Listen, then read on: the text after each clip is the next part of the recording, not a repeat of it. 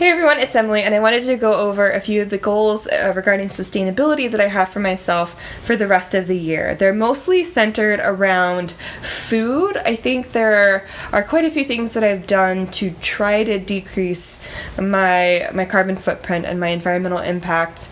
And in general, there are a lot of habits that I have, especially that are easy to fall into in a large city like the one that I live.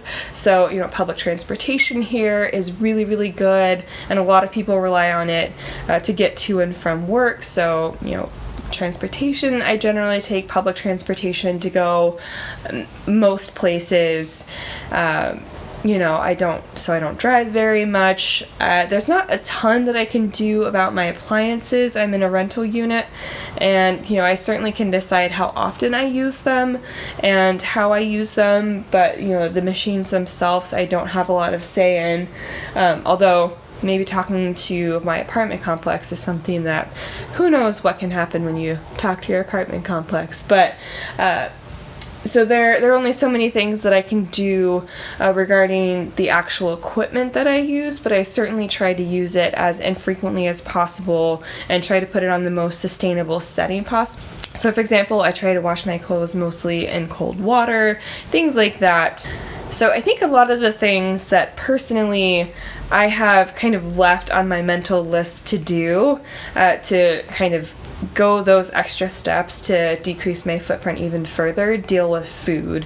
And so I wanted to go over a few of the goals that I have for myself that pertain to food that will help me be more sustainable. So the first one is to reduce my meat consumption. I talked about this in my sustainability tips for the summer.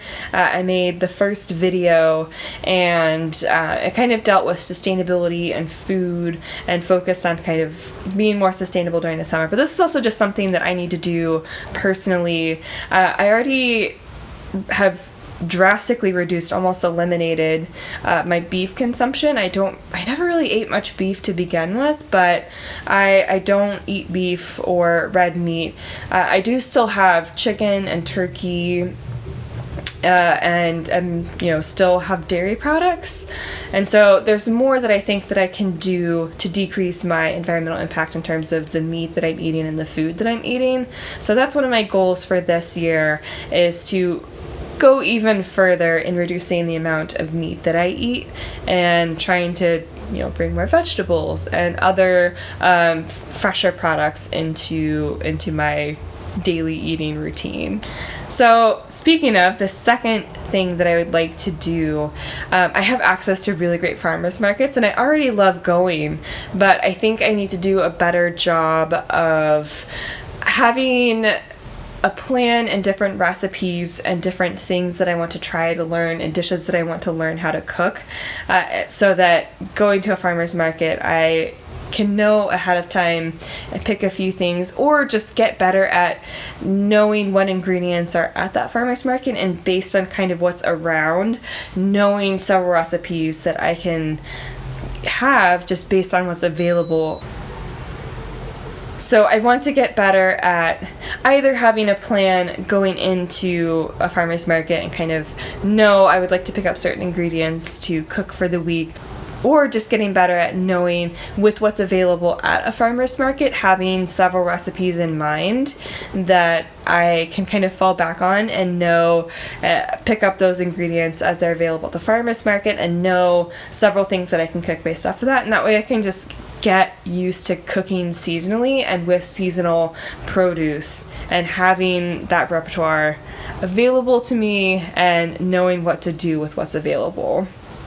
So my third goal will involve using the space that I have to grow what I can. So I don't have much space. As I said, I live in a big city. I have a very small apartment because it's an expensive city to live in. But I do have really good ledges that get good sunlight. So I feel like having even just a small set of herbs that I can have on a windowsill, I think will go a long way, especially with access to the farmer's market, will go a long way to me just kind of having those spices available, or having little things available that I can actually grow in my apartment. So that's my third goal, is to find a good set of things that I can grow in my apartment.